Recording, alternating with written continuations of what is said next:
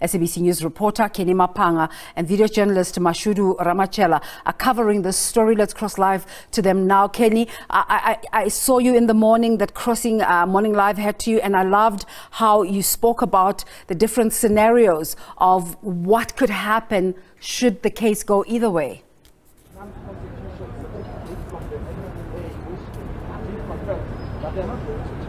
A very good morning. Well, good morning to you, Desiree, and the viewers at home, coming to you live from the Gauteng High Court in Johannesburg, where a full bench of 3 judges consisting of Judge Sinyatsi, Judge Mulahlehi, as well as Deputy Judge President Judge Sutherland will deliver the judgment, which will set out whether the President has made a case to be granted an interim interdict. As you remember, the former President is trying to privately prosecute President Ramaphosa in what we believe may be his personal capacity for his failure to act as a head of state. As you may remember, there was the alleged disclosure of his health records in a criminal trial that he's facing there in the Johannesburg High Court.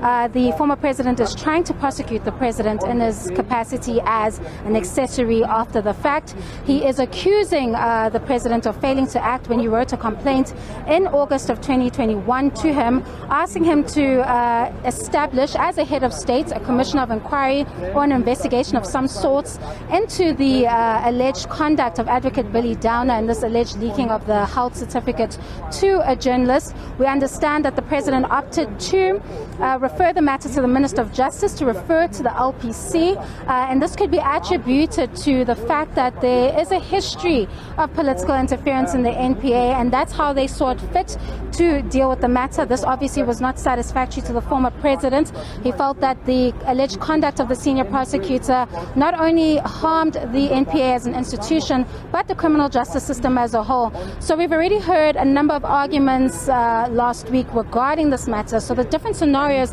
that we can expect, Desiree, to happen. That if he is granted that interim interdict, what it'll essentially do is it'll give him the time and the space to get to part B of his application, which is really the meat of his application.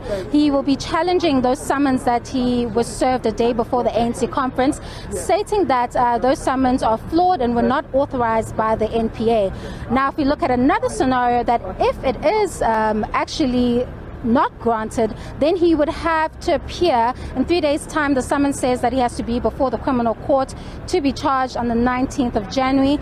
It doesn't give him the space to challenge it in time. He would have to still appear physically before the court while he's attempting to set aside those summons. Then, of course, we can expect that if the first option does happen, that former President Zuma might actually appeal. In the strength of this case, we do have 3 quite senior judges that are adjudicating in the matter. That does in some sense strengthen the judgment and lessen the chances of a successful appeal. So from 9:30 a.m. it's about less than 30 minutes from now, SABC News will be giving you that judgment live when it proceeds. Over to you in studio, Desiree.